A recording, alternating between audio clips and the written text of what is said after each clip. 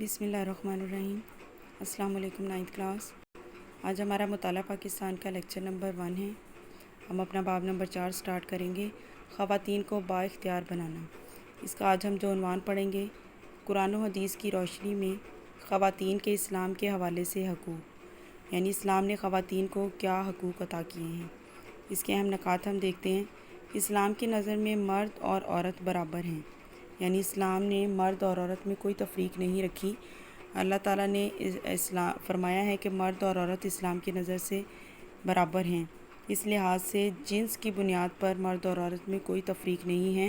اللہ کے نزدیک دونوں ہی اس کی مخلوق ہیں اور دونوں برابر ہیں، لہذا مرد اور عورت کی اسلام کی نظر میں کوئی تفریق نہیں ہے۔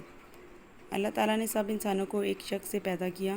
اللہ تعالیٰ نے تمام لوگوں کو ایک شخص سے پیدا کیا۔ اس حوالے سے اللہ تعالیٰ قرآن مجید میں فرماتے ہیں، لوگوں اپنے پروردگار سے ڈرو جس نے تم کو ایک شخص سے پیدا کیا، یعنی اول اس سے اس کا جوڑا بنایا، پھر دونوں سے کثرت سے مرد اور عورت پیدا کر کے روئے زمین پر پھیلا دیے۔ یعنی تمام لوگوں کو حضرت آدم علیہ السلام اور اماں حوا سے پیدا کیا گیا ہے، تو اس نظر سے تمام انسان برابر ہیں، مرد اور عورت میں کوئی فرق نہیں ہے۔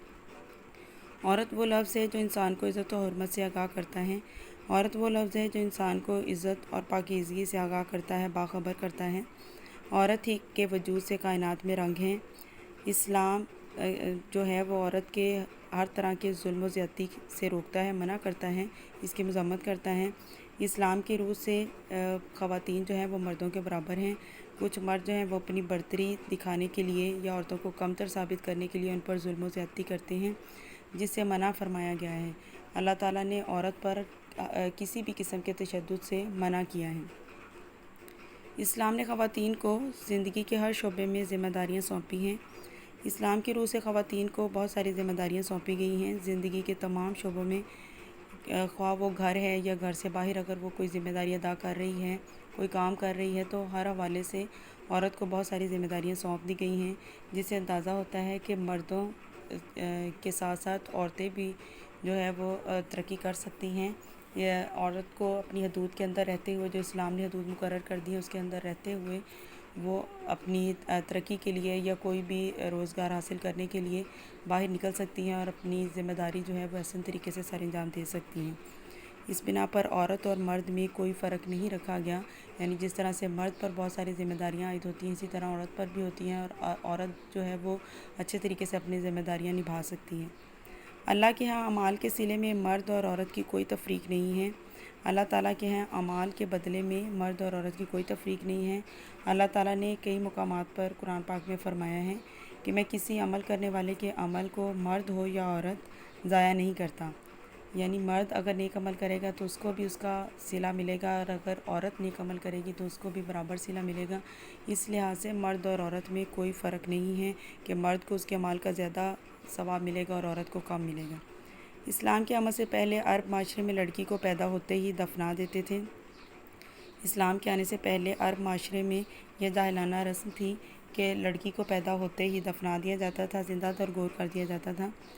عرب کے لوگ جو ہیں وہ لڑکی کو باعث شرمندگی سمجھتے تھے اور اس کو پیدا ہوتے ہی دفنا دیتے تھے۔ اسلام کی آمد کے بعد اسلام نے عرب کے لوگوں کو یہ بات سمجھائی کہ عورت جو ہے وہ باعث رحمت ہے، بیٹی جو ہے وہ باعث رحمت ہے، باعث شرمندگی نہیں ہے، جس کے بعد یہ جاہلانہ رسم جو ہے وہ ختم ہو گئی اور عورتوں کو مردوں کے برابر حقوق دیے گئے۔ اس طرح سے عورتوں کی حیثیت جو ہے وہ مضبوط ہو گئی۔ اسلام نے عورت کو مساوی حقوق دیے ہیں۔ اسلام نے عورت کو مردوں کے برابر حقوق دیے ہیں۔ عورت کو عزت کا تحفظ، وراثت میں حصہ، حق مہر، خلا کا حق، خلا یعنی اگر وہ مرد کے ساتھ نہیں رہنا چاہتی، مرد اس کے ساتھ اچھا سلوک نہیں کر رہا، ظلم و زیادتی کر رہا ہے، تو وہ اس سے خلا لے سکتی ہے۔ تعلیم و تربیت کا حق کہ اس کی بھی مردوں کے برابر جو ہے، جس طرح مرد تعلیم حاصل کر سکتا ہے، اس کو آزادی ہے، حق ہے، اسی طرح سے عورت کو بھی حق ہے۔ علیحدگی کی صورت میں اولاد جو ہے وہ اپنے پاس رکھنے کا حق، یہ تمام حقوق جو ہیں وہ عورت کو اسلام نے عطا کیے ہیں، جس کے بعد عورت کو کی حیثیت جو ہے وہ اسلام میں بہت مضبوط ہو گئی ہے۔ اب ہم اس ٹاپک کی جو ہے وہ ریڈنگ کرتے ہیں بک سے ہم اس کی ریڈنگ کرتے ہیں۔ قرآن و سنت کی روشنی میں اسلام میں خواتین کے حقوق۔ اسلام دین فطرت ہے، جس کی تعلیمات کے مطابق بنیادی حقوق کے لحاظ سے سب انسان برابر ہیں۔ سب انسان حضرت آدم علیہ السلام کی اولاد ہیں۔ اس لحاظ سے اسلام میں جنس کی بنیاد پر عورت اور مرد کی کوئی تفریق نہیں۔ اللہ تعالیٰ کے نزدیک دونوں ہی اس کی مخلوق ہیں۔ قرآن و حدیث میں کثیر تعداد میں ایسے احکامات موجود ہیں جس سے اسلام میں عورت کے مقام، اہمیت اور اس کے حقوق کا تعین ہوتا ہے۔ چنانچہ اللہ تعالیٰ فرماتے ہیں کہ لوگوں اپنے پروردگار سے ڈرو جس نے تم کو ایک شخص سے پیدا کیا، یعنی اول اس سے اس کا جوڑا بنایا، پھر ان دونوں سے کثرت سے مرد اور عورت پیدا کر کے روئے زمین پر پھیلا دیے۔